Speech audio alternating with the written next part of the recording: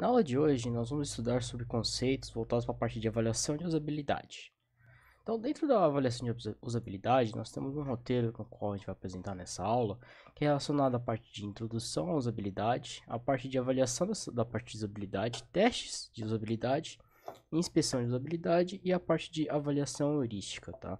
Então, no decorrer desse curso, a gente vai explicar sobre esses principais conceitos relacionados a como vocês vão conseguir fazer a parte de avaliação e testes de usabilidade com relação aos protótipos de vocês, ok?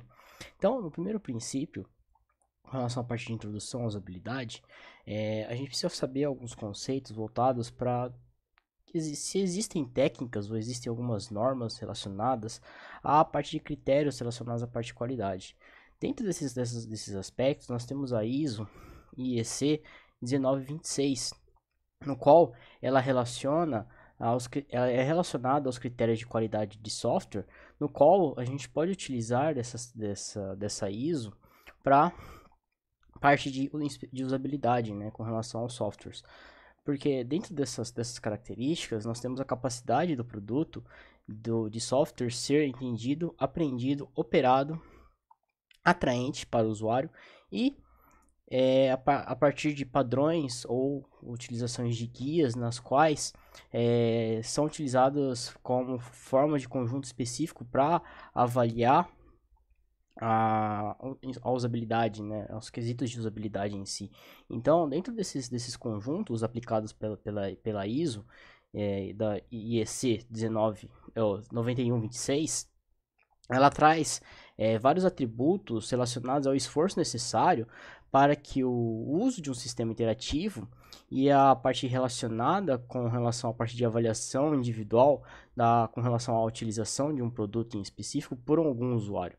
Então, dentro dessas características, essa ISO, ela identifica, no caso, 6 padrões relacionados à parte de qualidade, no qual envolvem a parte de funcionalidades, confiabilidade, eficiência, facilidade de manutenção e portabilidade.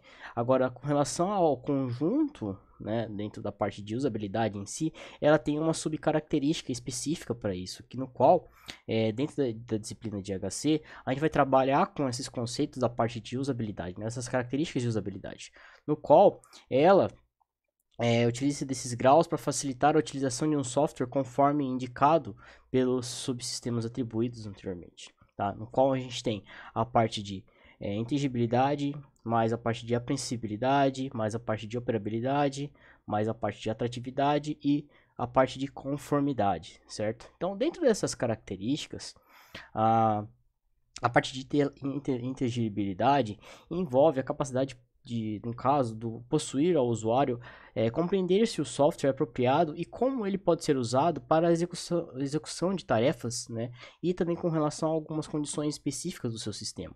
Tá? Dentro dessas características, nós temos a parte de apreensibilidade, que dentro de uma tradução da outra parte de usabilidade, envolve a possibilidade do seu usuário aprender a sua aplicação, né? De como manipular, como ele vai utilizar essa aplicação em si. Operabilidade também é a parte de controle, possibilitar ao seu usuário operar e controlá-lo, né, com relação ao seu aplicativo ou às suas interfaces. Tá? Então, dentro dessas características, nós temos a parte de atratividade, né, que é serem atraentes para o seu usuário.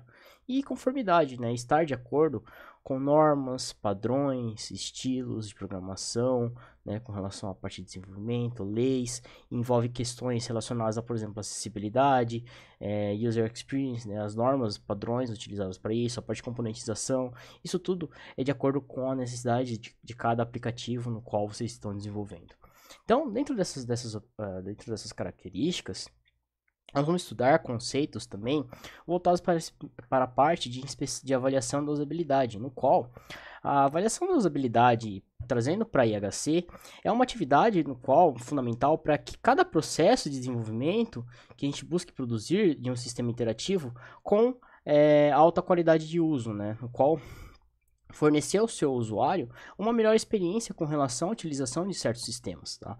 No qual ela orienta o seu avaliador a fazer um julgamento sobre o valor, sobre a qualidade do uso da solução de IHC e até identificar alguns problemas relacionados à parte de interação ou até mesmo com relação a problemas dentro da parte de interfaces que acabam prejudicando a experiência do uso do seu usuário durante a utilização de um sistema em si.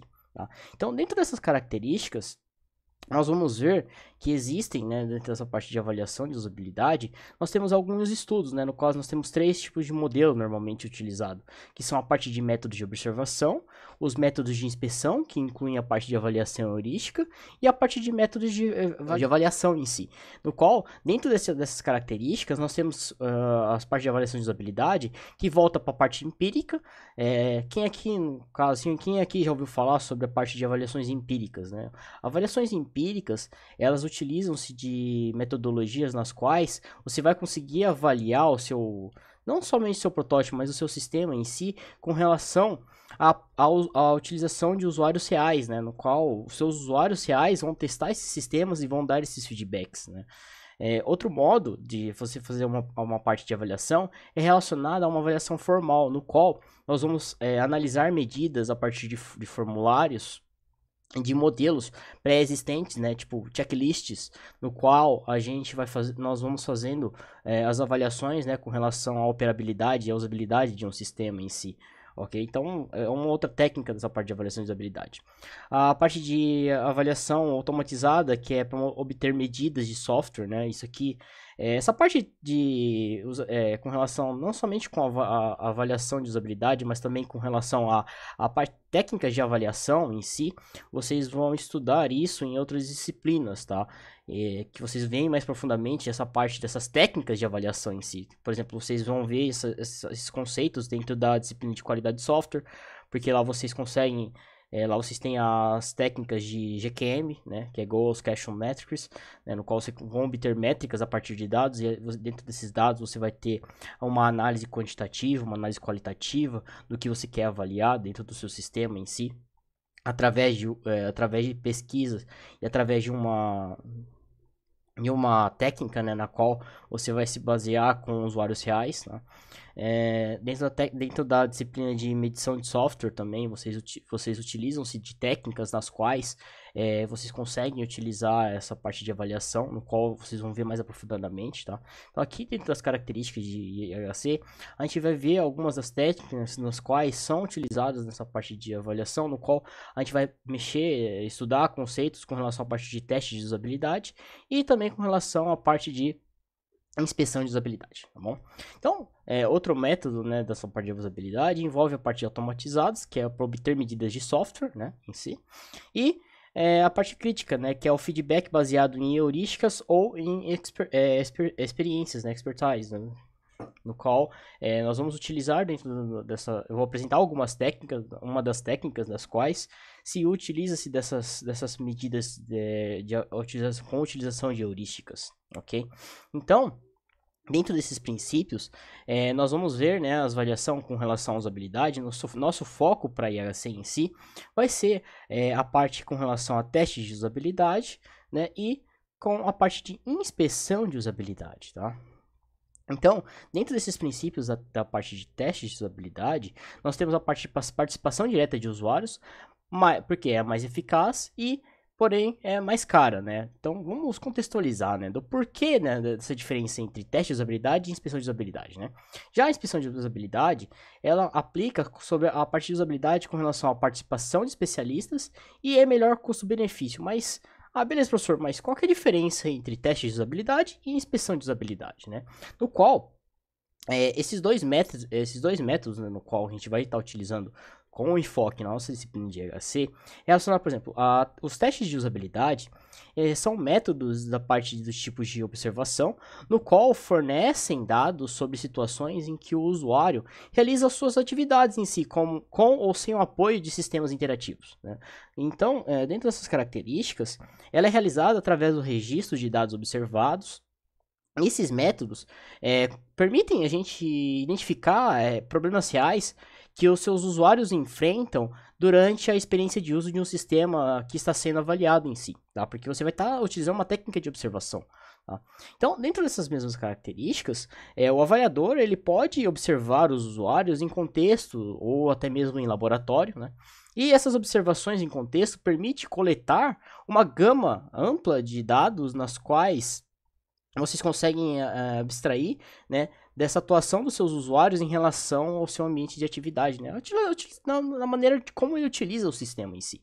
Já na parte de inspeções de usabilidade, né, esse método de inspeção de usabilidade, ele permite que o avaliador examine ou inspecione, né, uma solução em HC para antever as possíveis consequências, né, relacionadas à parte de decisão de design sobre a parte de experiência de uso de um sistema ou de uma aplicação, né, no qual, em outras palavras, né, tentando explicar um pouco melhor, ela tenta identificar problemas que o seu usuário pode vir a ter quando interagem com o sistema. Tá? É algo bem mais, uma tradução literal, para uma explicação mais literal, tá, com relação a essa parte de inspeção de usabilidade, né, dessas diferenças entre testes de usabilidade e inspeção de usabilidade, tá? Normalmente, esse método, né, no qual é a parte de inspeção de usabilidade, ela não envolve diretamente usuários em si, porque normalmente ela é utilizado a partir através de especialistas, né, no qual eles têm domínio do conhecimento daquela aplicação ou até mesmo com relação à parte de design, né, porque dentro dessas características, ele permite, no qual essa técnica permite comparar designs alternativos e buscar problemas de soluções em HC através de métodos de inspeção que permite avaliar se eles estão em conformidade com algum padrão ou algum estilo já pré-existente, né? No qual existem várias normas e várias técnicas nas quais podem ser utilizadas como essa parte de inspeção de usabilidade, tá? Então, dentro dessas mesmas características, né? Essa parte de inspeção de usabilidade, elas são baseadas nas experiências dos seus utilizadores, porque normalmente ela contém a participação de especialistas em si, né? Então, dentro desses pontos, os benefícios nas quais a parte de inspeção de usabilidade tem, né, com relação aos testes de usabilidade, muitas das vezes, é que ao inspecionar uma interface, o seu avaliador, ele tenta se colocar no lugar do seu usuário, né, com um determinado perfil e com certo conhecimento e experiência sobre algumas atividades. Esse avaliador também, né, o seu especialista, ele pode se concentrar em alguns aspectos de usabilidade do que no conjunto inteiro, né? Ele está focado somente em certas características nas quais podem ser relacionadas a problemas de usabilidade, tá? Eles costumam ser, normalmente, essa parte de inspeção de usabilidade costuma ser mais rápido do que os métodos de teste de usabilidade, porque você acaba envolvendo menos usuários, né? Porque você não precisa ficar fazendo tantas, no caso, nos testes de usabilidade que a gente vai ver mais para frente, ele tem um passo a passo nas quais uma avaliação em si tem a necessidade, né? Você tem que montar um plano de projeto, você tem que planejar, você tem que fazer todo o teste piloto, você tem que fazer a execução, depois tem que fazer todas as análises dos dados dos quais vocês coletaram, né? E isso acaba sendo um pouco mais custoso, né? Isso acaba demorando um pouco mais, né? Porém, ela tem maior eficiência, né? Porque você vai estar testando com usuários reais, tá? Usuários em si que vão utilizar o sistema em si, tá? Já a parte de inspeção de usabilidade, ela é um pouco menos custosa, né? Ela é mais, ela é um pouco mais, tem um custo-benefício melhor por conta que não exige essa demanda, né, de você estar fazendo testes com usuários, né? Então você já tem meio que você já tem um checklist meio que semi pré-montado, né, para fazer esse tipo de avaliação, ok? Então, dentro dessas mesmas características, a parte de método de avaliação com relação à pura inspeção, eles costumam ser mais rápido e de menor custo de execução, né? Expliquei anteriormente, né, tipo, do que a coleta de dados, né, porque você vai gastar mais tempo recrutando pessoas e aplicando várias sessões, né, para você conseguir coletar essas opiniões e informações e até mesmo observar esses usuários ao utilizarem, tá? Mas aí, não é que é obrigatório você falar assim, eu vou utilizar técnicas de inspeção de usabilidade e eu vou usar testes de usabilidade. Não, depende muito da maneira como, do seu projeto em si, da maneira como você quer avaliar e analisar esses dados, né? Então depende muito das quais características. Aqui na disciplina, nós vamos estudar somente duas técnicas, eu vou apresentar para vocês, tá? Que a gente vai utilizar na nossa disciplina, beleza? E existem outras técnicas, nas quais vocês conseguem gerar métricas, tá? E isso também envolve questões de qualidade, como eu expliquei anteriormente, né? Que vocês vão ver isso dentro de outras disciplinas, tá? Aqui nesse contexto, né, na parte de HC, a gente vai estudar, mas é algo bem mais tranquilo, tá bom? A gente não vai se aprofundar tanto nesses pontos, ok? Então, dentro desses primeiro passo, a gente vai trabalhar com a parte de teste de usabilidade, no qual o teste de usabilidade, né, como eu expliquei anteriormente, são métodos que buscam o problema através da observação, a parte da interação com os seus usuários, enquanto eles realizam tarefas ou comentam sobre a interface, né, sobre a utilização daquele sistema em si, no qual você permite captar diretamente as reações do seu usuário, analisar os seus hábitos e preferências, né, como eu havia explicado nas definições anteriores. Então, dentro dessas características, para a gente fazer um teste de usabilidade, nós temos que seguir algumas etapas, tá? Que dentro dessas etapas, nós temos 5 passos, né? Que são a parte de planejamento do teste, preparação de teste, teste piloto, execução do teste e análise dos resultados. Não sei se alguém daqui de vocês já fez algum teste, né, com relação a uma avaliação de um sistema, ou a avaliação de um estudo empírico, por exemplo, né? Isso também exige, né, essa parte de planejamento, preparação, teste piloto, execução de teste e análise dos resultados, né? Por exemplo, na minha dissertação no meu mestrado, eu tive que fazer uma análise com relação à análise de usabilidade também, mas com relação há dois tipos de perfis, né? Um com perfil de desenvolvedor e outro com perfil com usuários que têm deficiência, né? Então eu tive que fazer uma análise com relação à utilização dessas partes de testes, né, em si, que é uma avaliação no qual a gente teve que fazer essa parte de planejamento, preparação, fazer um teste piloto, executar e depois analisar todos esses dados para depois ter um feedback, né, para ter um resultado esperado, né. E nessa técnica que nós utilizamos, né, através de um estudo empírico, eu utilizei a técnica GQM, né, que é uma técnica também muito voltada para essa parte de inspeção, tá, que você vai conseguir gerar métricas com relação a dados quantitativos, dados qualitativos, você vai conseguir ver a parte de definir objetivos nas quais você quer pesquisar ou alguma coisa relacionada à parte de algumas atividades que são mais focadas de acordo com o seu intuito da parte de pesquisa, né?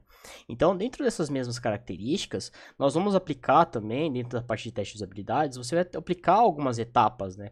Que dentro dessas etapas, você vai conseguir definir, né, no caso, na parte de planejamento de testes, né, em si. No planejamento, você tem que, primeiramente, identificar, no caso, é começar a preparar essa sua avaliação, né, que é o planejar, né, em si. Porque você tem que determinar quem vai ser seu público-alvo. Que tarefas que tarefas vão ser executadas pelos usuários? Quais métricas de usabilidade você vai utilizar? Que tipo de equipamento é necessário? Quais são os objetivos com relação aos papéis, aos objetivos e atividades nos quais os seus usuários vão ter que executar? O contexto em que o seu sistema é ou será realizado. Outro ponto é com relação a incluir o domínio do problema e quais são os seus papéis, quais os papéis e perfis dos seus usuários em si, certo? Que isso tudo a gente vai começar a trabalhar dentro da parte de planejamento, né?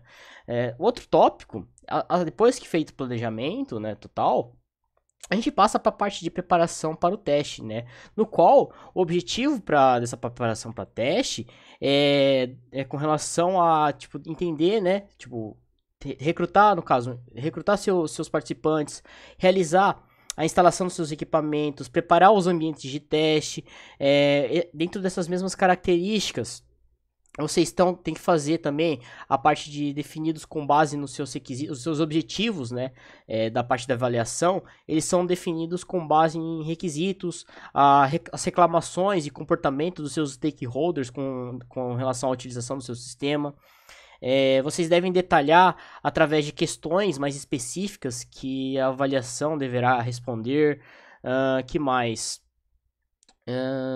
Envolvem a definição do escopo da parte de avaliação com relação a delimitar quais partes das interfaces, quais são os caminhos das interfaces nos quais seus usuários vão ter que executar aquelas tarefas pré-definidas, definir a quantidade mínima de usuários que devem fazer essa avaliação, vão fazer parte dessa avaliação, se vocês vão aplicar, por exemplo, os avaliadores, né, com relação aos avaliadores, eles têm que preparar, né, instalar, tipo, se há necessidade de instalar um sistema no qual vai ter que ser uma aplicação web, então vai ter que ter um ambiente de homologação, um ambiente de teste, se vai ter que ter quais hardwares vão ser necessários, quais softwares vão ser necessários para eles executarem, né, essa atividade em si. Então, isso tudo envolve essa parte de preparação para o teste, né. Em seguida, após toda essa preparação, né, vocês vão fazer o teste piloto, né, que o teste piloto, dentro da parte de teste piloto, vocês vão incluir a execução de testes com poucos usuários, fazer uma validação do funcionamento do seu ambiente de teste, para ver se está tudo funcionando, se está tudo de acordo com o que está planejado, né, dentro do seu planejamento, da preparação do seu teste. Então, essa parte de objetivo do teste, no qual o objetivo desse teste é avaliar o próprio planejamento, analisar se a avaliação se essa avaliação tá conforme planejado, se ela está produzindo os dados necessários para responder as questões e os objetivos do seu estudo. Outro ponto é com relação aos avaliadores, eles devem conduzir o teste piloto como se fosse uma sessão normal, tá, de uma avaliação.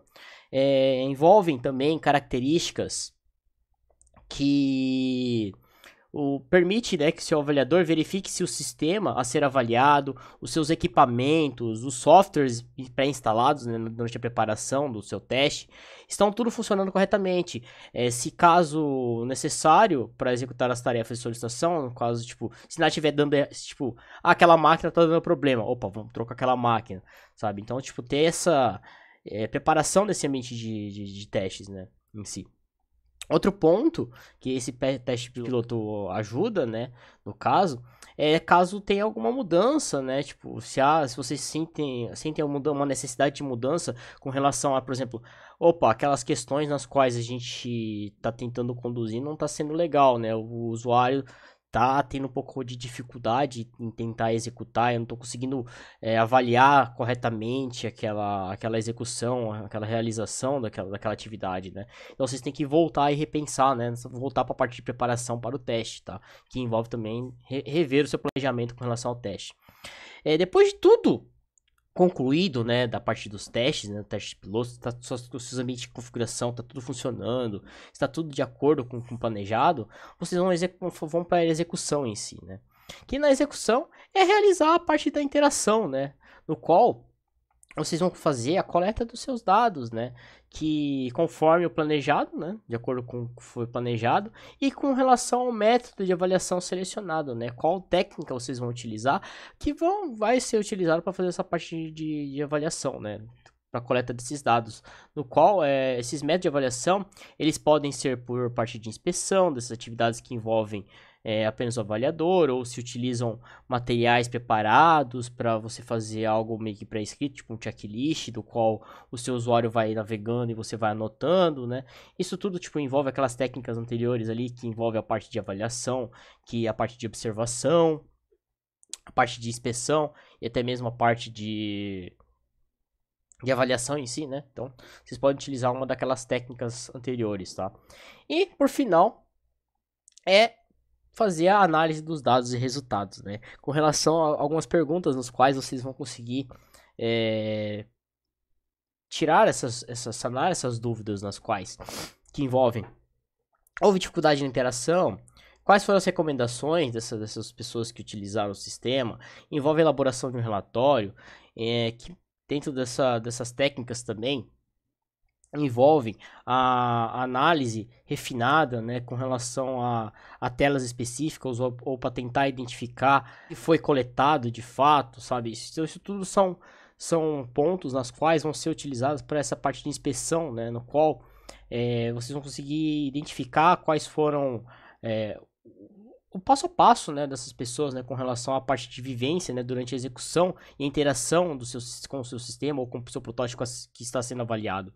Então, dentro dessas características, esses métodos, né, eles contam com a participação dos seus usuários, né, que vão relatar as experiências vividas e permite observar essas experiências com relação ao uso dessas aplicações com solução de IHC mais apropriada, na qual vocês podem estar utilizando dessas técnicas, tá? Então, com base dentro dessas características, né, nós temos a parte de testes de habilidades, alguns tipos de técnicas, nos quais, né, nós temos a técnica de observação, as técnicas baseadas em perguntas e a parte de avaliação através de monitoramento em respostas fisiológicas, tá? Isso são alguns testes, né, algumas técnicas das quais vocês conseguem aplicar isso para a parte de usabilidade.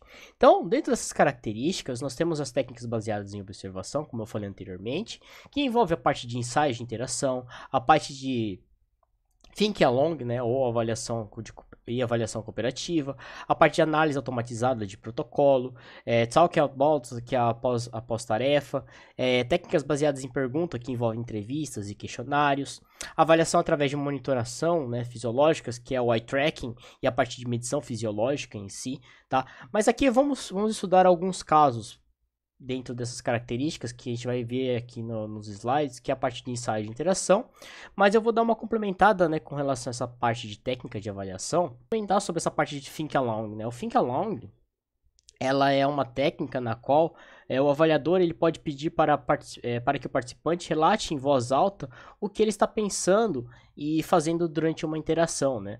Essa técnica, apesar de ser uma técnica útil e relevante, ela pode ser simples para o avaliador ter acesso ao que se passa na mente do seu participante, né? E ela depende muito do participante em si, tá? Porque o seu usuário, o seu participante que está executando o teste, ele vai ter que conversar com o seu avaliador em si, né? E falar assim, ó, eu não tô conseguindo executar tais coisas, ó, esse fluxo aqui está meio errado, esse fluxo está meio diferente, não tá legal, né? Ele vai te dar o feedback na hora, né? Tipo, como se fosse uma conversa em si, sabe? Porém, essa técnica, ela tem alguns problemas, né? Que envolvem que às vezes certas pessoas elas podem se distrair para falar enquanto estão realizando alguma atividade. Outro ponto é que elas podem gastar mais tempo e esforço relatando o que estão pensando e fazendo do que realmente executar a tarefa solicitada.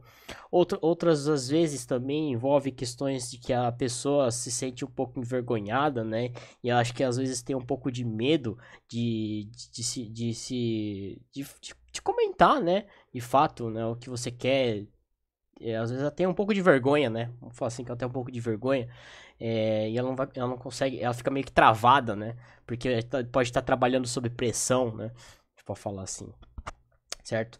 Então, essa técnica também é boa, mas porém ela tem alguns problemas também, tá? Então, mas também é uma técnica usada para parte de observação, beleza? Outra técnica também bem utilizada também é a Talking Rounds, né, que é pós-tarefa, no qual a gente chama essa técnica de percurso cognitivo. Essa técnica, no qual é um método de avaliação de IHC por inspeção, cujo principal objetivo é validar a facilidade de aprendizado de um sistema interativo através de exploração da sua interface. Tá? Esse método foi motivado pela preferência de muitas pessoas em aprenderem fazendo, sabe? É igual a primeira vez que a gente pega um aplicativo novo e a gente vai lá e nem olha o manual, a gente não quer fazer treinamento, né? A gente vai mexer naquele aplicativo no modo cara e coragem, né? A gente vai lá e, tipo, pega o aplicativo e vão aprender a mexer nele, né? É o aprender usando, né? A gente fala, né? Então, em vez delas pegarem e lerem o manual, né? Quem é que já pegou e leu todos aqueles manuaizinhos, né? Ou ajuda, né? Que nós temos aqui, por exemplo, leitor de PDF. Aqui, ó, tem o botãozinho ajuda aqui.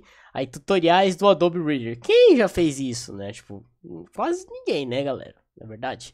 Então essa técnica também é uma técnica chamada tipo percurso, né? Percurso cognitivo, no qual a gente pega o aplicativo e já vai mexendo, né? Já vai utilizando. A gente olha para certas imagens, para certos componentes, e a gente já consegue identificar isso e essas características nas quais, tipo, a gente já conhece. Ah, por exemplo, aqui tem um símbolozinho da impressora. Ah, então aqui é para imprimir um arquivo.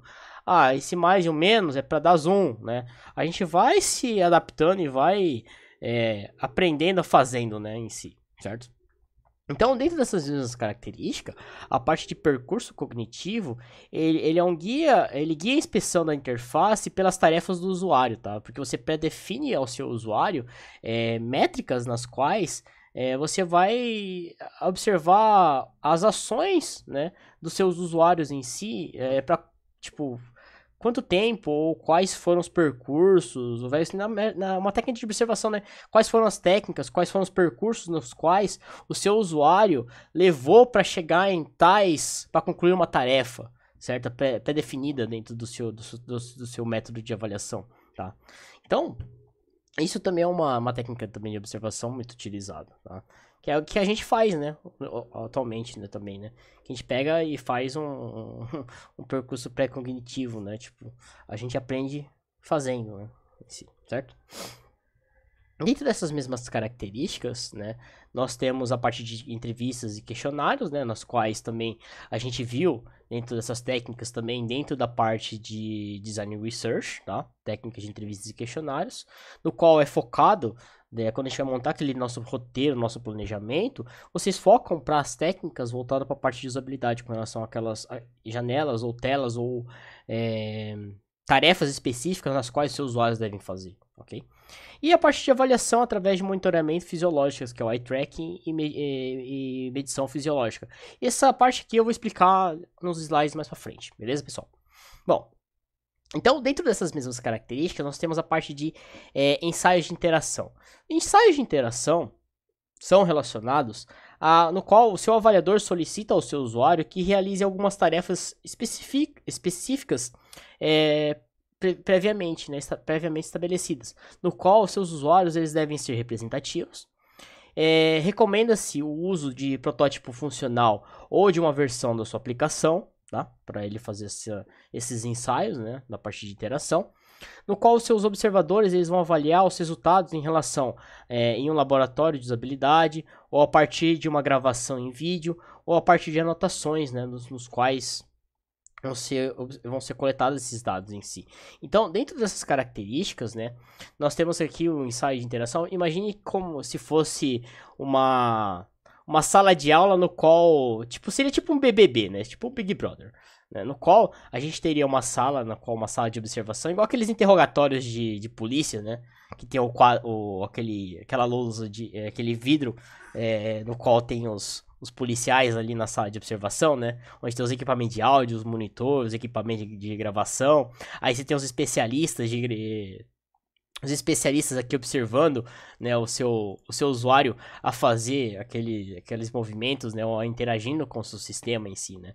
Então, dentro dessa parte de sala de interação, você tem vamos fazer vamos riscar aqui, galera, vamos riscar aqui, ó.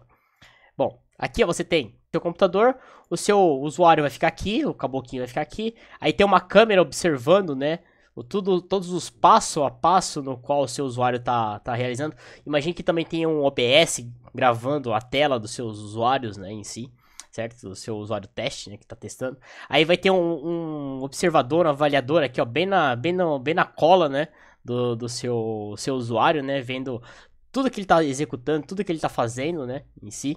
E aqui atrás, né, nós temos os nossos avaliadores, né, que vai ter outros avaliadores aqui atrás, vendo numa janela, num monitorzinho aqui, né, as ações no qual o seu usuário tá fazendo aqui, as ações de interação. Aqui tem os equipamentos de gravação, né, que tem por causa da câmera, né, equipamento de áudio, para tentar descobrir esses pontos, né, também com relação a como que seu usuário está navegando e como que seu usuário está executando aquelas tarefas nas quais vocês proporam, né? Então, dentro dessas características, imagine, né? Tipo, às vezes seu usuário às vezes fica meio que, opa, não tá legal, né? Essa examinação aqui, tipo, poxa, ele se sente um pouquinho acanhado, ou às vezes é um método legal também, porque você consegue identificar, tipo, gravar tudo, né? e tentar entender também as expressões desse seu usuário que está testando, tá? Então, uma técnica bem legal também, essa parte de observação, beleza? A parte de eye tracking, né, que envolve a parte de rastreio, né, com relação à posição do seu olho, né? Igual se alguém já viu aquela parte com a relação à parte de zonas nas quais o seu usuário está acostumado ou ele sempre está visualizando na tela do seu computador, né? No qual ela pega a parte de movimentos dos seus olhos e reflete a quantidade de processo cognitivo que é requerida pela interface, né? Normalmente, dentro das interfaces web, das aplicações de desktops em si, normalmente os seus usuários, nós que somos usuários normais, né? Essa parte do central da nossa tela em si, ela sempre é o ponto, no caso, essa parte sempre aqui no parte do cantinho aqui, ó, ela sempre, onde está o eye tracking aqui, por exemplo, é onde os nossos usuários sempre estão focando, né? Por isso que, por exemplo, quando a gente vai lá no nosso navegador, e a gente já, por exemplo, abre o Google e digita aí, vamos lá, vamos buscar bolo. Quando a gente busca alguma coisa no buscador, ele sempre traz as informações sempre no canto esquerdo superior, né? Porque é onde a gente mais está acostumado a olhar e a observar na nossa tela, né? De acordo com os movimentos fisiológicos, tá? Então, dentro dessas características, essas medidas elas envolvem a fixação, no qual o seu olho se mantém em uma posição e um nível estável, né? Sempre no nosso caso, ela sempre normalmente a gente olha sempre na tela, na parte central, né, da nossa tela, né? Porque a gente está sempre o conteúdo principal, né? E isso envolve, né, nessa parte de eye tracking, o número de duração que indica o nível de dificuldade, né, com relação a onde que o seu olho ou o seu usuário está focando na tela, né? E isso envolve a parte de movimento intermitente, que é o movimento rápido do seu olho com relação ao ponto de interesse e os outros pontos nos quais fazem parte do campo de visão desses seus usuários, né?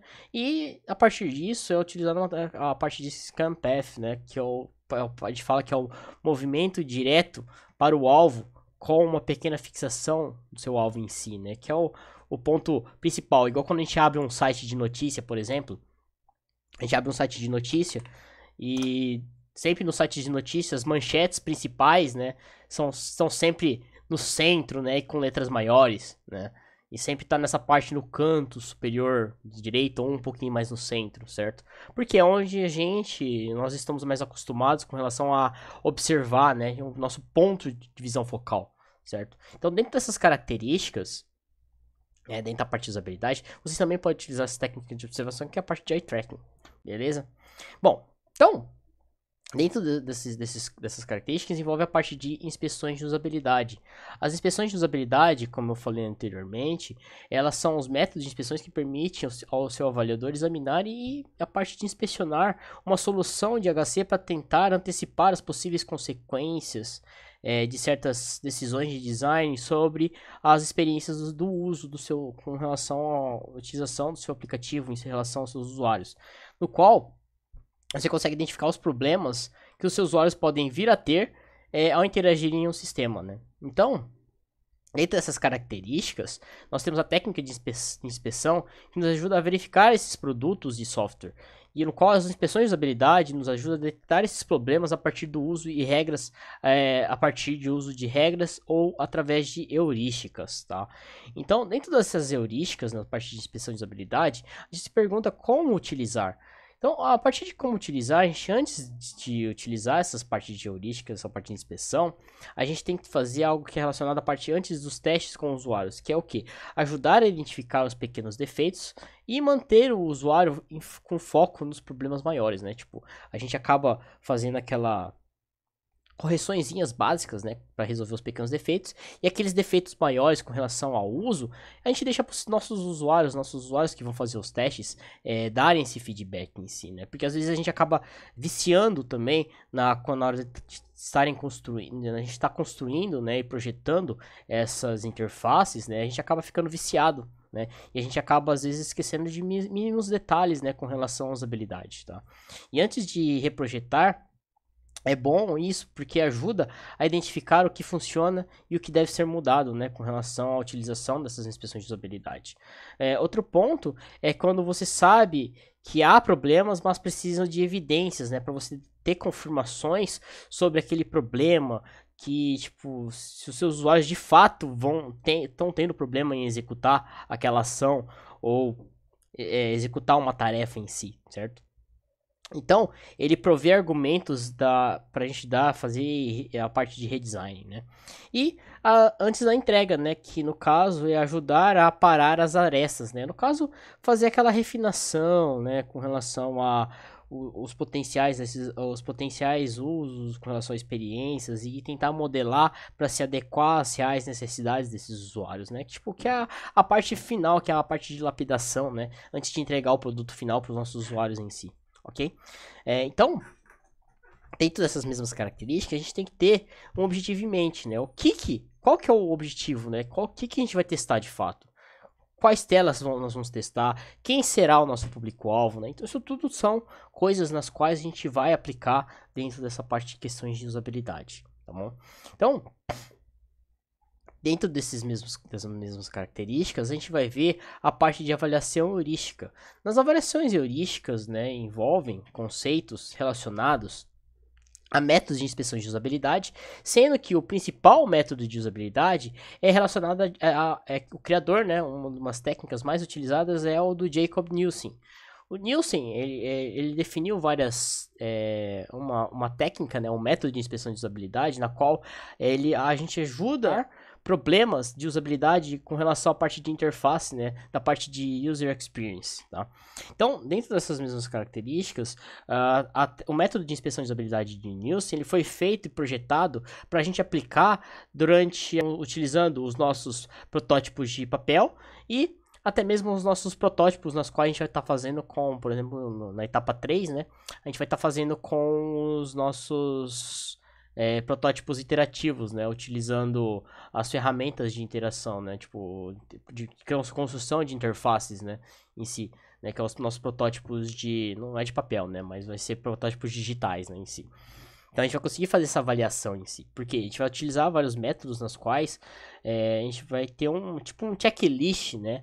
Que envolvem essa inspeção, né? Para a gente avaliar a parte de usabilidade. Então, dentro dessa parte de processo de avaliação, utilizando a parte utilizando os conceitos de Nielsen, um avaliador só não encontra tudo, né? No qual, como a gente vai estar com grupos de 5 a 6 pessoas, né? Eu tô querendo pegar e fazer o seguinte, né? Tipo, depois que a gente construir os nossos os protótipos em si, a gente utilizar antes de construir, né? Antes de entregar tudo, mas para fazer aquela a validação, né? A avaliação dessa parte de heurísticas, nós vamos tentar aplicar essas heurísticas de Nielsen com as trocas dos templates, dos projetos, dos grupos, né? Que a gente está fazendo em sala. Que a gente vai pegar, né, alguns no caso, vão ser de 3 a 5 avaliadores, nos quais a gente vai tentar identificar esses problemas nas quais estão relacionadas a essas heurísticas de Nielsen, tá? Então, a gente vai utilizar essa técnica para avaliar a parte de problemas de usabilidade que são relacionados a, tipo, são problemas difíceis, se são problemas fáceis, se tem a parte de sucesso ou a parte de não sucesso, né? Com relação à parte de avaliação, né, com relação à interação e à usabilidade de um sistema ou de certas interfaces, ok? A gente vai fazer isso durante a nossa disciplina, tá? Normalmente, as heurísticas, as variações heurísticas com relação aos testes dos usuários, no caso a variação heurística, ela é geralmente mais rápida, porque normalmente demora em torno de 1 a 2 horas por avaliador, e os resultados são meio que pré-interpretados, né? Porque você tem tipo um checklist, né? Do qual vocês vão estar, tipo, completando, né? Ó, aquela tela acaba ferindo algo relacionado à parte de visibilidade do status do sistema. Ou aquele fluxo no qual do sistema não aborda conceitos relacionados à parte de compatibilidade entre sistema e o mundo real, sabe? Isso são alguns conceitos da parte de heurísticas de Nielsen, tá? A gente vai ver cada uma delas mais para frente aqui no decorrer da aula, tá? Então, normalmente, os testes de usuários, ele é mais preciso, né? Porém, você considera, né, usuários reais e tarefas reais em si, com relação à utilização e à execução de certas tarefas meio que pré-definidas, né? Porque seus usuários vão testar de fato, né? usuários finais vão testar de fato. E enquanto na avaliação heurística ele pode deixar passar alguns problemas e encontrar falsos positivos, né, com relação à inspeção e à usabilidade, porque a gente acaba estando um pouco viciado, né, ou com relação à utilização de certas aplicações ou certo fluxo de execução de alguma tarefa em específica, certo? Então, é interessante alternar os dois métodos, né, no qual para encontrar problemas diferentes e não desgastar os participantes, né? E a gente, no caso, se adeque, né, tipo, esses métodos em si, não fala assim, não, é para vocês utilizarem somente avaliação heurística, não, é para vocês utilizarem somente teste com usuários. Não, cara. Depende muito de cada aplicação, depende muito de cada contexto, depende muito de tempo, depende muito da disponibilidade de usuários, depende muito de ambientes de teste. Isso tudo envolve vários fatores nas quais a gente tem que pensar assim, tipo, a gente vai fazer uma avaliação, igual aqui na nossa disciplina, a gente vai acabar não fazendo usuários com testes com usuários reais, né? Por quê? A gente acaba não tendo tempo para executar isso, porque a gente tem que fazer um planejamento, esse planejamento tem que definir todo aquele espaço, né, que é o planejamento do nosso teste, fazer preparar o teste, fazer o teste piloto, passar fazer a execução do experimento, depois tem que fazer a análise desse experimento, né, e tipo coletar esses dados, definir métricas com relação quais são os objetivos, né, com relação aos objetivos pré-determinados dentro do planejamento. Isso tudo demanda muito tempo, tá? E, tipo, por isso que a gente não vai acabar fazendo aqui na disciplina. Mas existem essas técnicas nas quais é interessante vocês aplicarem, tá? Para conseguir validar essa parte de usabilidade, inspeção de usabilidade com relação à usabilidade, ok? Então, dentro dessas características, né, as etapas de avaliação, nós temos a parte de treinamento, antes da validação, avaliação, classificação de severidade e a parte de esclarecimentos finais. Isso para avaliação heurística, tá? Então, dentro dessas características, temos o treinamento antes da validação, que é dar as informações sobre o cenário e conhecimento do domínio da aplicação, né? Por exemplo, você vai chegar para os seus usuários, né, no qual vão fazer a avaliação, né, no qual são seus avaliadores, eles vão ter que entender qual que é o conhecimento daquele domínio daquela aplicação. Por isso que, por exemplo, eu pedi para vocês fazerem a etapa 0, né? Que é tentar identificar e tentar compreender qual que é o domínio da aplicação, quais os problemas nas quais o aplicativo que vocês estão desenvolvendo, a aplicação que vocês estão desenvolvendo, vai servir, vai atender quem, qual que é o público-alvo, né? Isso tudo são informações de cenário, né? Que é dar informações precisas a quem vai fazer essa avaliação, certo? O segundo ponto é com relação à avaliação em si. Os avaliadores eles vão examinar as interfaces individualmente e eles vão agregar os seus resultados, né? Tipo, a gente pega lá os grupos, divide os grupos. Eu falo assim, ó, o grupo 1 vai pegar a aplicação do grupo 3 para fazer os testes. Então, cada um dos integrantes do grupo 1 vai fazer suas anotações e vai examinar as interfaces individualmente, né? E vai dar os seus resultados, né? A partir desses dados, vocês vão fazer a parte de classificação de severidade, que é determinar o quão severo cada problema é, com relação à parte de prioridade, né? O que precisa ser melhorado. No caso, eu vou explicar essa parte de classificação de severidade nos próximos slides, tá bom? Que depois envolve a parte de etapa individual e para etapa em grupo, né? Que é avaliar e dar as métricas, né? Com relação ao que foi coletado e o que foi analisado, né? E, por final, a parte de esclarecimentos finais, né? Que é revisar todos os resultados com a equipe de design, né? O que precisa ser replanejado, o que precisa ser melhorado, quais foram os problemas encontrados, né? Isso tudo são debatidos na parte de considerações finais, tá bom? Então, dentro dessa parte de processo de validação, nós temos a parte de avaliador individual, né? Que é percorrer o design várias vezes, no qual a gente vai examinar os fluxos, a parte de detalhes, que envolve a parte de arquitetura, né? Com relação a componentes, como que ele foi disposto, né? A parte de encaixe de usabilidade, se as tarefas pré-determinadas foram cumpridas, né? No qual vão incluir a parte de registro de detalhes que vem em mente, a parte de princípios de usabilidade. Isso tudo, né, nessa parte de princípios, a gente vai utilizar, né, nesse caso de contexto de avaliação, a gente vai estudar utilizando as heurísticas de Nielsen, né. As heurísticas de Nielsen, em si, são as mais conhecidas, né, mais utilizadas para questões dessa parte de usabilidade. No qual as heurísticas especificam uma categoria com relação à parte de objetivos de design, análises competitivas e design já existentes, né, no qual a gente consegue comparar, né, e dar algumas métricas, alguns valores com relação à parte de qualidade, usabilidade, tipo, se tá funcional ou não tá funcional. Isso tudo são componentes, tá? Nas quais cada avaliador vai dar a sua opinião com relação ao que ele acha sobre aquela execução daquela tarefa em si. Então, por que tem que ser individual, né? Por que separar, né, através de listagens por violação? Por causa para não ser repetitivo, né? Que ele pode também não ser possível corrigir todos os problemas, né? Mas você vai fazer uma listagem, né, de todos os problemas encontrados e vai ver qual que é o principal problema com relação àquele fluxo no qual ele executou uma tarefa, né? Então, isso tudo são onde encontrar esses problemas, né? E esses problemas nos quais são encontrados onde a gente se pergunta, né? Onde o problema é encontrado? É dentro da parte das nossas interfaces em si, né? O único local com relação à parte da interface de usuário, né? No qual a gente tem dois ou mais locais que devem ser comparados. Por exemplo, a gente pega um sistema, um site, por exemplo, a gente pega lá dois sites de comparação, pega lá, ou dois sistemas, né? A gente pega lá a gente pega o Uber e o 99. A gente compara essas duas interfaces e verifica, né? Quais daqueles dois aplicativos exige menos, por exemplo, está violando alguma das regras das heurísticas de Nielsen, por exemplo, a visibilidade de status. Se eles apresentam esses mesmos componentes nessa parte de visibilidade de status do seu sistema, ou se eles entregam uma interface de usuário que funciona, outra que não funciona, uma é mais intuitiva que a outra, sabe? Faz esse tipo de comparação também, tá?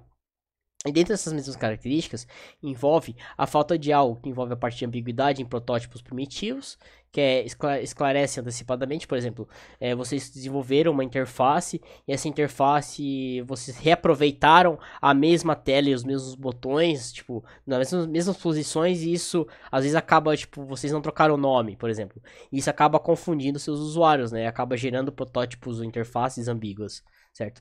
E isso também às vezes acaba às vezes você acaba esquecendo, né? Tipo, putz, esqueci de mudar o nome daquela tela. E às vezes, tipo, deixa o seu usuário confuso, né? Na hora que ele tá fazendo uma execução de uma atividade, né? De um fluxo do seu sistema, né? Então, dentro dessas mesmas características implícitas com relação à parte de documentação de design, a qual eles não foram implementadas. Então, tipo, relaxe, né? Se não for implementada, dentro daquele nosso documento lá que a gente define nossas propostas, tipo, não foi implementado a tela de logout. Mas isso aí, por enquanto, não é problema, né? Tipo, isso aí é uma tela fácil de se fazer, sabe? Tipo, foque nas telas principais, nas quais são focados mais para a parte de design com relação a quais são os locais nos quais os seus usuários vão utilizar mais, né? Dentro do sistema nos quais vocês estão desenvolvendo, beleza? Então, dentro dessas características, né, as heurísticas de Nielsen envolvem a parte de classificação de severidade. Elas têm 5 tipos, são 5 tipos, né, vai de 0 a 4. Que no caso, 0 não concordo que seja um problema de usabilidade. 1 o problema é cosmético, né, que pode ser problema de interface, ou um botão mal posicionado, ou uma cor mal utilizada, sabe? Isso também são problemas cosméticos, tá? 2 problema de usabilidade de menor importância. 3, problema de usabilidade sério e que é importante corrigir. E o 4, que é catástrofe de usabilidade, que é urgência para corrigir, né? Tipo, aquilo ali tem que ser corrigido com urgência, né? Tipo, o fluxo e aquela tela tá horrível. Seu usuário não consegue utilizar nem na bala, né? Então, isso também são coisas que vocês devem estar utilizando. Então, dentro desses aspectos, nós vamos falar sobre as 10 heurísticas de Nielsen. Essas 10 heurísticas envolvem a parte de visibilidade do status, compatibilidade entre o sistema e o mundo real, controle do usuário e liberdade, consciência e padrão, prevenção de erros, reconhecimento ao invés de relembrança, flexibilidade, eficiência do usuário, estética e design minimalista, ajuda aos usuários para perceber, diagnosticar e recuperar erros, ajuda e documentação, tá? A gente vai entrar em detalhes em cada um dessas heurísticas de Nielsen, tá bom? Não se preocupem. Então, vamos para a primeira, né? Um pouco mais sobre as heurísticas de Nielsen, né? Vamos lá, vamos especificar. Se vocês quiserem também acessar um site legal, que é o NN Group, ele tem os artigos com relação às 10 heurísticas de Nielsen aqui, tá? Fiquem à vontade de estarem acessando o site, tá? Tá aqui, ó, esse site aqui, beleza? Bom, mas aqui a gente vai trabalhar também, eu trouxe bastante exemplos para vocês aqui nos slides, nos quais a gente vai trabalhar um a um, tá? Dentro dessas 10 heurísticas. O primeiro ponto, né, é a visibilidade do status do seu sistema, né, no qual o seu sistema ele deve sempre manter os seus usuários informados sobre o que está acontecendo, dando feedback, apoiando dentro dos limites de tempo razoáveis. Dentro dessas fórmulas, né, são forma crucial para o abismo de avaliação, no qual isso ajuda os seus usuários a se sentirem no controle da aplicação, executar a ação apropriada para alcançar os seus objetivos e a confiar no seu produto, né? Essa parte de visibilidade de status vocês já devem ter utilizado, né? Tipo, vocês já usaram muito isso, mas vocês não imaginavam que isso seria uma heurística, né? Dentro dessas características, né, do que mostrar as informações, pô, mas professor, o que é dar um feedback apropriado dentro do limite de tempos razoáveis? O que isso significa, né? Essas características, né, nessa parte de visibilidade, né, com relação à parte de status, envolve muitos conceitos da parte de estudos do eye tracking, né, de um aplicativo móvel, em que não há feedback, no qual a bolinha da tela, ela mostra para o seu usuário se está olhando, né? E o seu usuário clicou em um botão e ficou à procura por algum sinal de feedback do seu usuário, pois ele estava na esperança de que uma página estivesse carregando, mas o aplicativo não dava sinal de que estava indo ou não, né? Estava ocorrendo aquela ação no qual ele executou. Então aqui, ó, é um exemplo, né? Se vocês verem o vídeo aqui, o seu usuário vai ficar perdido, né? Com relação ao clique, né? Tipo, a utilização dessa página desse aplicativo em si, porque ele não exibe uma informação, tipo, por exemplo, está carregando aquela página, ou se o sistema está carregando as informações nas quais você quer, né? Tipo, porque ele não mostra, né? Depois vocês assistam esse vídeo, bem legal. Outro exemplo, né, dessa parte de visibilidade de status é quando você tem um tempo menor que um segundo, né? Tipo, é aquela página no qual a página recarrega ou carrega muito rápido, né? Que, tipo, como que o seu usuário vai perceber que aquela página recarregou ou não, né? Com relação a um botão, por exemplo, aqui tem um botão de subscribe, né?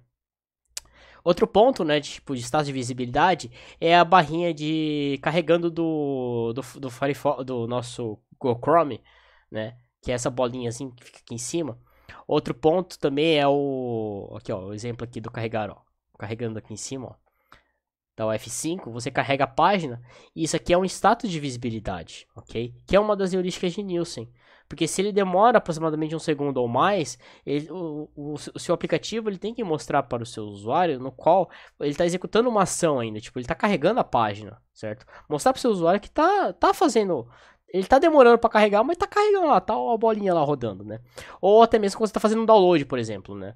O download, ou você tá fazendo uma atualização no seu aplicativo, né?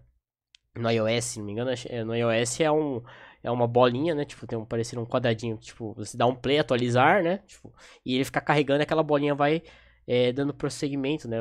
Vai completando, né? Até ficar todo azul, né? Que é um status de visibilidade do seu sistema. Isso quando o tempo, né, é maior que um segundo, né? Igual a barra de progresso de download, né? Você é informado ao seu usuário quantos por cento está sendo executado, ou quantos por cento já foi carregado, né? Além de mostrar a barrinha de porcentagem, você é exibido também a quantidade, né, do tamanho e a capacidade no qual ele está baixando o arquivo, por exemplo, certo? Isso também é uma heurística de Nielsen, que envolve a parte de visibilidade do estado do seu sistema. Aquela do espaço de e-mail também, né? Quando tá 90 e poucos por cento, acho que no Google Chrome também, no Drive, se não me engano, no Drive tem a barrinha de porcentagem, né? Se não me engano. Deixa eu ver aqui, ó. Vamos ver aqui, ó. No Google Drive também tem, ó. Vamos colocar o exemplo aqui, ó. Google Drive tem aqui, ó, barrinha de exibição de porcentagens, ó. Vamos lá, aqui, ó. No meu caso, meu do Google Drive está sobrecarregado, já tem 15.6 GB utilizado de 17, né? Então ele tem bastante coisa, né? Tipo, já pode ter bastante espaço. E qual tem uma barra de progresso, né? No qual exibe isso para o seu usuário, apresentando o status do seu sistema. Falou, ó, você precisa comprar ou precisa excluir coisas aí do seu Drive aí, que já tá lotado, cara. Faz o favor aí de apagar coisas aí, né? Dá uma limpada aí, né? Igual às vezes o seu sistema, o seu celular manda uma mensagem para você e fala assim, ó, seu celular tá com espaço, já tá com espaço quase lotado aqui. Vamos ver que você pode otimizar, né, para fazer uma limpeza, né? dos dados do seu usuário, do seu sistema também. Igual o HD, né? Quando você abre seu computador, né? O meu computador também tem as opções, né, dentro do meu computador, você tem lá a parte de visibilidade de status com relação à quantidade de espaço utilizado dentro do seu sistema, dentro do seu no caso Windows, né? Então, vocês conseguem ver isso também dentro do seu sistema, beleza? Que é uma visibilidade de status. Outro ponto é dar esse feedback, né? Acabou, né? Quando a gente faz um download lá, tipo, ele vê uma mensagenzinha, ou vem aqui na barrinha do Google Chrome, né? Na parte de baixo, e aparece um iconezinho, tipo, piscando, né? Tipo, que você terminou de fazer o download. E isso tudo é uma finalização de algo, né? No qual o seu sistema também produz um status de visibilidade para o seu usuário, um feedback, né? De acordo com as necessidades do seu usuário, certo? Bom, outra heurística é a heurística 2, que é relacionada à parte de compatibilidade entre sistema e o mundo real, no qual o sistema ele deve utilizar palavras, expressões e conceitos que são familiares entre os usuários, em vez de utilizar termos orientados a sistema ou jargões de desenvolvimento, né? Por exemplo, quando a gente está trabalhando no sistema, o sistema dá um erro lá e, tipo, o seu usuário que não tem a mínima noção de programação, o Windows vem lá. Erro de não sei o que lá, 0xxx00. O que isso significa para o seu usuário normal? Né?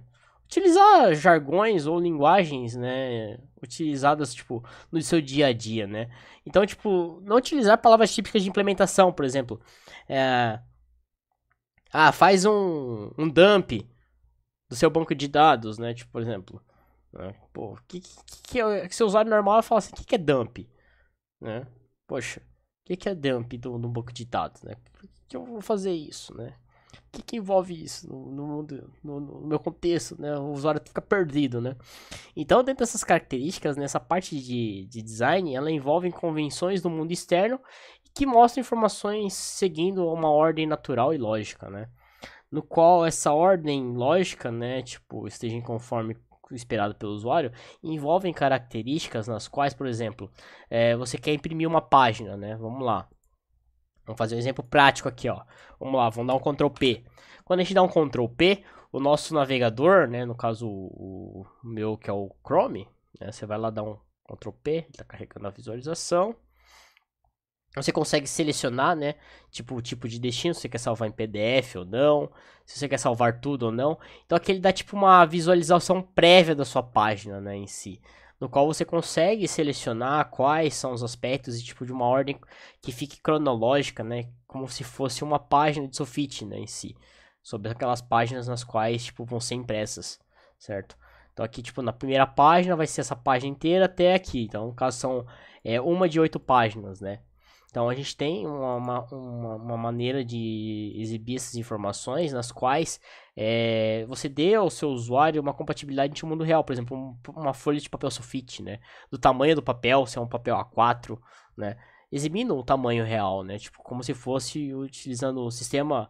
O sistema está utilizando algo do mundo real, né? Por exemplo, envolve questões aqui também, por exemplo, os leitores de PDF aqui, ó, marca-texto, no qual que eu estou usando aqui, ó, o marca-texto também é uma representação de componente de compatibilidade entre sistemas, entre sistema e o mundo real, né? O balãozinho, né, no post-it, se eu colocar um comentário também, né, algo também que é utilizado no mundo real e no mundo virtual. Os símbolos, né, que a gente vai estudar mais para frente, a gente vai utilizar esses aspectos relacionados aos butticons e os butticons, né, que são atrelados à parte de conceitos com relação a gente vai ver mais para frente com relação a modelos mentais que envolve a parte de affordance e metáforas, tá? Que são conceitos nas quais a gente vai ver mais para frente no decorrer da disciplina, que existem conceitos, né, que envolvem essa características de affordance e signifiers, né, dos aspectos que envolvem coisas do mundo real com o mundo sistema, tá? Que, por exemplo, pastas, né, a impressora, né, tipo, a gente vê lá o desktop, que normalmente é uma tela do computadorzinho, né? Uma imagenzinha no monitorzinho do computador, a pastas, músicas, né? Então, tipo, a gente vê objetos, documentos, que é tipo, parecendo uma imagenzinha com documento, downloads, que é uma setinha para baixo, imagens, que é uma fotozinha, né? A gente já meio que já tá adequado com esse tipo de contextos, né, em si, certo? Então isso também envolve características da parte de avaliação heurística que envolve a parte de compatibilidade com o mundo sistêmico com o mundo real, né? Outro ponto, né, que eu falei para vocês, né, das pastas, os carrinhos de compra, né, quando a gente vai fazer uma compra num site, por exemplo, a gente pega um site da Kabum, por exemplo, a gente abre a Kabum lá, você tem lá o carrinho de compras, né, ó, tipo, você tem essas metáforas que vão expressar significados que são relativamente iguais, né, com relação ao que a gente já convive no dia a dia, né, tipo carrinho de compra, lista de desejos, meu login, que é uma pessoa, o íconezinho de uma pessoa, né, isso tudo são componentes que envolvem características da parte de compatibilidade das heurísticas de Nielsen com compatibilidade entre o sistema e o mundo real. Uma compatibilidade com relação ao sistema e mundo real que está errada, por exemplo, a gente pega estados dos Estados Unidos, né? No caso, não existe Carolina do Norte e Carolina do Sul, certo? Não existe, é só Carolina, né? Estado da Carolina. Não existe Carolina do Norte e Carolina do Sul, né? Isso está errado, né? Então, são algumas características também que envolvem conceitos do mundo real, do mundo sistêmico, ok? Outra heurística é a parte de controle e liberdade do seu usuário, no qual essa heurística o usuário pode selecionar uma função por engano e precisa de mecanismos de escape rápido do estado não desejado, no qual apoiar o desfazer e refazer, né? Que é o undo e o endo, né? Essas características a gente vai estudar mais para frente lá, bem mais para frente lá tem uma aula somente para isso, tá? Que é enro e undo, tá? A gente vai estudar esses conceitos, né? No caso de desfazer ou refazer, né? Mas aqui, por exemplo, um exemplo no site da Amazon de antigamente, bem antigo, a quantidade de produtos no qual você selecionava, você só podia utilizar o teclado o teclado numérico, né? Você não tinha uma opção aqui na qual você poderia selecionar, né? Ou diminuir a quantidade de produtos, né? Isso aqui tá errado, né? Tipo, isso fere uma das heurísticas da liberdade de controle dos seus usuários. Tipo, você remover um aplicativo, tipo, você remover um item do seu carrinho de compras, né? Ele não possibilitava fazer isso, certo? E isso acaba ferindo. Outro ponto com relação a essa parte de controle de liberdade dos usuários, por exemplo, é para você, por exemplo, aqueles sites de compra de passagem, né? De empresas aéreas, nos quais você tem as opções, né, de selecionar várias datas e vários horários nas quais você gostaria de viajar, dando os melhores preços, por exemplo. Isso é um exemplo, né, de heurísticas que envolve a parte de controle e liberdade dos seus usuários nas interfaces. Permitir que ele possa navegar e fazer os diversos ajustes possíveis de acordo com as suas necessidades, né. Outro ponto, né, das heurísticas envolve a parte de consistência e padrões, que os seus usuários eles não deveriam se perguntar se palavras, situações ou ações diferentes significam as mesmas coisas. Dentro dessas características, o design ele deve seguir as convenções da plataforma ou do ambiente computacional, no qual isso envolve padrões pré-estabelecidos, que são coisas internas e externas, como, por exemplo, layout, nomes, comandos, né, teclas de atalho, por exemplo. Isso tudo são envolvidos a partir de estabelecimento de padrões, né.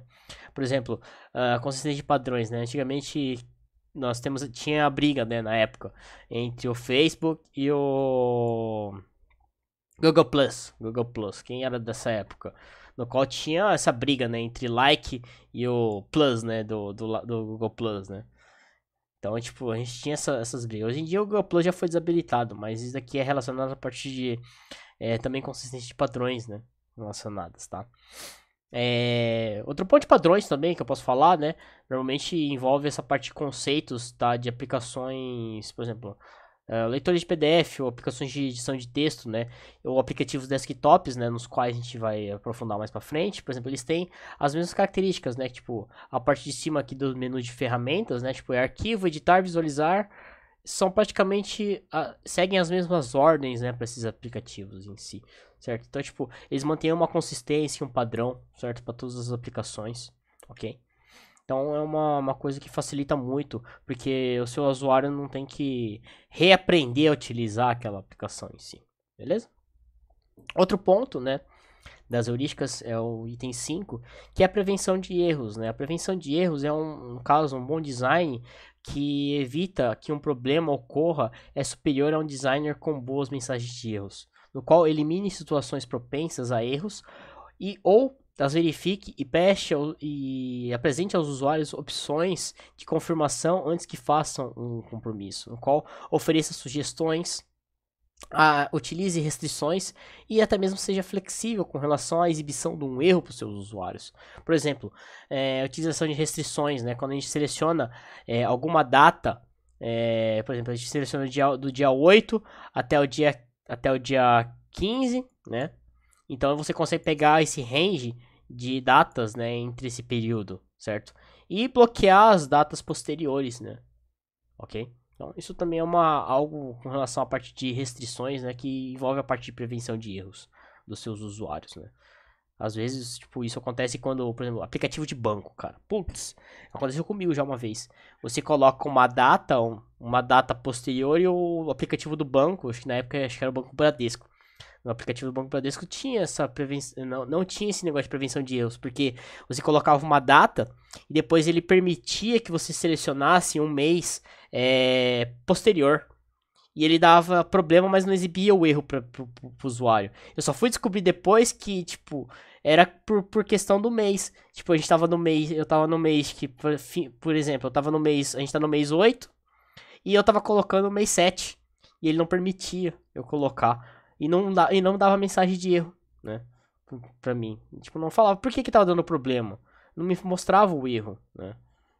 No caso, talvez o sistema poderia permitir somente inserir datas do mês atual do que você está até os meses posteriores, não os meses anteriores, certo? É um exemplo. Prevenir perda de dados também, né? Tipo, aquelas mensagenzinhas de problema de exportação de arquivo, né? No qual o seu sistema adverte, né? Ou apresenta para os seus usuários que, ó, deu um problema de erro aqui no seu arquivo aqui. Ou quando a gente faz uma cópia, uma cola copia e cola um arquivo numa pasta no qual você tem um arquivo com o mesmo nome. Aí o sistema manda lá, você tem certeza que deseja renomear ou você deseja copiar esse arquivo com esse mesmo nome? Você quer trocar o nome? Tipo, o seu sistema oferece essas opções, né? Então é uma solução também da prevenção de erros, ok? Aqui, ó, prevenção de erros que tá errado, né? Tipo, gera confusão na parte de fluxo. É o do Word, né? Ou do PowerPoint, né? Se não me engano. Tem aquela opção, né? Não salvar, cancelar e salvar, né? Tipo, mas beleza. Se eu clico em não salvar, o que acontece? Ele sai do sistema? Ou se eu clico em cancelar, ele cancela a operação ou ele sai do sistema, né? Tipo, se eu clico em salvar e não salvar, tipo, ele vai fechar e não vai salvar o meu sistema. Ele vai sair do meu sistema e não vai salvar nada, né? Agora, se eu cancelar, ele cancela a opção, né? Que é dessa telinha aqui. E agora salvar, ele vai salvar, né? Tipo, se a gente não prestar atenção nesse fluxo, né? A gente acaba confundindo, né? Na hora de clicar, né? O seu usuário acaba confundindo, né? Na hora de executar um fluxo, um passo. Outro exemplo, né, com relação à previsão de dados é exibir ao seu usuário informações no qual, por exemplo, aqui a data, né, com relação à data não especificada, né. Opa, então ele tem que especificar e colocar uma data, mas em qual data não especificada, né? Que lugar dessas datas? Porque aqui ele tem várias datas, né? Que é a data de início, data de fim, e aí? Qual dessas duas datas que está errada? Né? Certo? Exibir aos seus usuários essa informação. O heurístico é a parte de reconhecimento acima da lembrança, no qual ele reduz a carga sobre a memória dos usuários, deixando visível o objeto, ações e opções. Né? O usuário ele não deveria ter que lembrar informações de diálogo para outro e a parte de instruções que devem estar visíveis ou facilmente acessíveis quando necessário, né? Dentro dessas características de lembrança do usuário, fornecer, tipo, evitar códigos, né? Nos qual, tipo, é o erro tal, erro 5, erro 6, erro 0xxx, por exemplo, né? Pô, o que significa isso, né? Esses erros, né? Com os nomes diferentes, né? Ou nomes através de códigos, né? Isso dentro dos seus sistemas, por exemplo, ajuda também tipo, o seu usuário fica perdido, né? Tipo, se você evita usar esse tipo de coisas.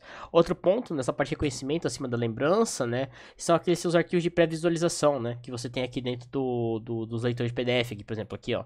Quando você tem o início aqui, você tem lá o leitor de PDF com os seus arquivos recentes, por exemplo, né? E isso também é uma maneira de ajudar a parte de reconhecimento sobre lembrança, que é uma pré-visualização. Nos sites de compra, por exemplo, você tem os itens recentemente vistos e que são recomendados, né? Com características recomendadas, né? Nos quais tipo, você pesquisou lá, eu pesquisei um jogo, pesquisei um livro, né? O site da Amazon, por exemplo, ele deixa lá os produtos recomendados, né? Isso aqui é uma heurística de Nielsen, no qual envolve a parte de reconhecimento acima da lembrança, né? O qual facilita os seus usuários a, tipo, o seu usuário, tipo, não precisa lembrar, o seu usuário não deve ter que lembrar para ver se aquele elemento no qual ele já tinha pesquisado, por exemplo. Igual o Google lembra, né, um pouco dos seus históricos, né, do qual você está buscando também, né, dentro da página. Então, tipo, isso é uma maneira de você, da parte de reconhecimento, ao invés da relembrança. Se você abre o site da Amazon, você tem lá suas buscas, né, ou algo que é o recomendado, né, para você, né, aqui, ó, as principais recomendações, né, no qual o que você visualizou em si, né, sua rotina, né, o que você andou visualizando, no qual eu andei comprando produtos relacionados ou visualizados. No meu caso, eu estava procurando um fonezinho mais legal para poder melhorar a qualidade das nossas aulas, por exemplo. Então, aqui os produtos relacionados e visualizados recentemente, no meu caso, foram os fones de ouvido aqui, né? No qual eu estava pesquisando qual era o melhor, né? Isso tudo são recomendações. E isso é uma heurística de Nielsen, no qual envolve essa parte de conhecimento acima da lembrança. Outra heurística é a parte de flexibilidade de eficiência de uso, no qual permite os seus usuários utilizar atalhos, né, informações no qual atalhos com relação não atalhos de tecla não são percebidos por novatos, mas são úteis para experts, né, para usuários experientes, o qual permite que o seu usuário customize as suas ações frequentes. Por exemplo, a gente já sabe que, por exemplo, a gente utiliza as teclas do teclado, tipo, as teclas básicas, né? Tipo, Ctrl C, Ctrl V, Ctrl Z, Ctrl Y, Ctrl X, né? O Ctrl mais, ele dá um zoom, Ctrl menos, né? Então, tipo, a gente consegue já utilizar, mas dar ideia para os seus usuários com relação, por exemplo, aqui, ó, vim aqui, ó, eu quero desfazer, ele dá o nome, dá a característica com relação ao componente e dá a tecla de atalho, certo? Com Ctrl A, seleciona tudo, tirar toda a seleção, Shift Ctrl A, né? Ctrl F faz a localização, Ctrl Shift F é uma busca avançada, né? Então, tipo, mostre para os seus usuários com atalhos flexíveis da parte de utilização, né? Como que você acessa esses comandos de uma maneira mais fácil e mais rápida, né? Para usuários experientes, é muito mais rápido. Agora, para usuários mais novatos, também exiba o nome completo e as ações no qual ele executa, ok? Ou as ações no qual esse botão, ou essa aplicação, essa ação daquele botão é realizada, beleza? Opções por default, né? Também, quando a gente vai trabalhar com botões de checkbox, né? Não, radio button, não é checkbox não, é radio button, com opções por default, né? Dependendo, por exemplo, buscas por default com relação às cidades no qual você se encontra, né? Tipo, marcar marcar os checkbox, os radio buttons, né? Meio que por padrão, né? Para certas ações. Outro ponto com relação ao ambiente de informação, pega o Google Calendar, né, em si. O Google Calendar ele também informa essas opções com relação às informações de ambiente, né? Tipo, ele emula praticamente um calendário no qual seria tipo, basicamente um calendário físico, mas também é um calendário que é apresentado de uma maneira virtual, né? Que envolve essa parte de flexibilidade e eficiência de uso, né? Quando a gente consegue tipo, utilizar o calendário do Google como algo funcional, né? Como um ambiente de uso. Igual que a gente tem aqui, ó, no meu Forms, no meu Google Calendar, minha agenda, né? Eu tenho aqui todas as minhas aulas e tudo que eu tenho que fazer no decorrer do meu semestre, né? E do tudo que eu tenho no decorrer da minha rotina em si, né? Do que eu tenho que fazer, execução. que é uma recomendação, né? Outro ponto, né, que é uma outra recomendação, né, é informar os seus usuários com relação a, por exemplo, você vai apresentar uma característica ou um produto para os seus usuários, trazer todas as informações necessárias pelas quais é de interesse desses usuários em si, ok? Que é algo fácil, né? Tipo, ajuda os seus usuários a reconhecer esses aspectos, né? Ok? Outro ponto, né, que também é um sistema igual ao SAP, né, tipo, é um sistema de serviços, né, no qual é um sistema de gerenciamento, né, tipo uma ERP, no qual você tem todas as métricas, só que é algo bem mais complexo, né, e aqui você tem alguns exemplos, né, de recomendação com relação à parte de design, né, um pouco mais flexibilidade de uso com relação a oferecer o máximo de recursos e mecanismos para os seus usuários, né? E isso também permite ser customizado, um exemplo, certo? Se não me engano, aqui na UFMS a gente usa o SEI. O SEI também é algo parecido com isso aqui também, sabe? Só que é um pouco menos usado, com uma usabilidade um pouco menor, um pouco menos inferior, beleza? Outra heurística é relacionada à parte de estética e design minimalista, né? A parte de estética e design minimalista é relacionada a, tipo, a interface ela não deve conter informações que sejam irrelevantes ou raramente necessárias, né? No qual os seus usuários, né? Por exemplo, diálogos não deveriam ter informações relevantes ou raramente usadas. Informações irrelevantes competem com as relevantes e diminuem a sua visibilidade relativa. Então, dentro dessas características, no caso, a parte de utilização, né? Não sei se vocês lembram antigamente, ou hoje em dia também, né? Aquela parte com aqueles sites com um monte de propaganda. Né? No caso, isso aqui é muito ruim, né? Em um design bem colorido, tipo, isso acaba ofuscando a tela, você acaba ficando perdido com relação ao conteúdo, né, exibido naquela página, né? No nosso caso também, né, ocorre, né, dentro dessa página aqui, no caso, a gente tira o nosso adblock, né? Eu sei que vocês usam adblock também, né? No qual aqui foram eliminados 30 propagandas, né, em si, mas olha o tanto de propaganda que tem no site de notícia, né? Então, tem um monte de informações aqui pelas quais a gente acaba ficando perdido, né? A gente acaba clicando em algo errado, né? Ou fazendo uma ação que não deveria fazer. A gente acaba clicando num ícone que acaba levando para algumas outras partes, né? De algum outro site, né? Em si, algum spam, né? Em si, certo? Outra heurística é ajudar os seus usuários para reconhecer, diagnosticar e recuperar erros, né? Que são as mensagens de erros, né? As mensagens de erros elas devem ser apresentadas para os usuários de uma maneira no qual seja algo simples, né, a expressar uma linguagem comum, né, do nosso dia a dia ou do dia a dia dos seus usuários de uma maneira mais formal, é claro, né, não utilizando gírias, né, em si, a não ser que seja, depende muito do intuito do seu site, do intuito da sua página, que seja aquelas páginas um pouco mais descontraídas em si, que às vezes as mensagens de erros podem ser aquelas mensagens de erros legais, né. Que eu acho também legal vocês aplicarem isso dentro das telas de erro de vocês, porque cativa o seu usuário e fala assim, putz, tem um erro aqui, mas o erro é legal, sabe? Tipo, pô, o seu usuário não fica tão deprimido com o erro, né? Por exemplo. Só que tente evitar os erros, por favor, né? Quando vocês forem desenvolver os aplicativos, quanto menos erro, melhor, né? Porque isso envolve questões de qualidade, né? Quem for fazer qualidade de software mais pra frente, vocês vão ver essas questões que envolvem a parte de qualidade de erros, que envolve a parte de problemas, defeitos, né? Falhas, né? Dos sistemas em si, ok? Mas focando aqui para disciplina, né? Outro ponto é indicar a partir precisamente o problema, né? Tipo, seja direto com o erro, né? E sugerir uma maneira construtiva de uma solução para aquele erro, né, em si. Então, no caso aqui, ó, por exemplo, aqui é o erro lá, né? Tornar o erro um problema claro, né? Do erro do Windows lá, né? Deu erro na criação da virtualização do diretório tal. Tipo, erro exception detalhe. No 0x8805. Pô, mas que erro é esse? Onde que tá vindo esse erro? Se é problema de memória, se é problema de... De onde tá vindo esse erro? Se é problema de memória, se é problema do software, de hardware. O que significa esse erro? Como eu vou identificar isso? Nós que somos os míseros usuários noobs, a gente não vai conseguir identificar esse problema, certo?